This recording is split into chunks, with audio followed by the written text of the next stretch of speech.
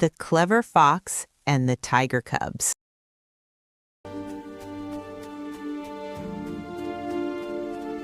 बहुत समय पहले की बात है। एक भूखी लोमड़ी खाने की तलाश में एक शांत गांव से धीरे धीरे गुजर रही थी।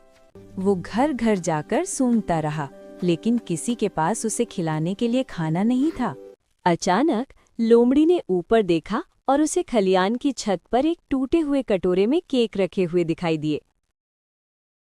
खुशी और उत्साह से भरी लोमड़ी ऊपर चढ़ गई और बड़े चाव से केक खाने लगी। उसने कटोरे के अंदर रखे केले के पत्ते को चाटकर उसका एक एक टुकड़ा खा लिया।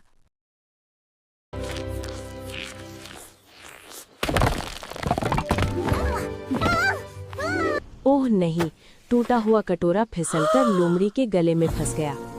लोमड़ी ने कटोरे को हिलाया और खींचा, लेकिन कटोरा नहीं निकला। अब लोमड़ी न तो बत्तखों को पकड़ पाती थी और न ही बकरियों को, और सब उससे दूर भागने लगे। दुखी और भूखी महसूस करते हुए लोमड़ी गांव छोड़कर जंगल की ओर चली गई।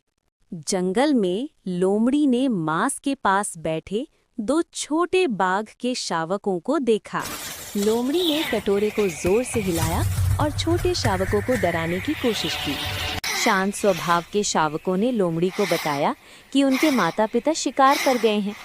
चालाक लेकिन लालची लोमड़ी ने शावकों के लिए रखा मांस खा लिया। लोमड़ी हर दिन लौटकर शावकों का खाना बार बार चुरा लेती थी।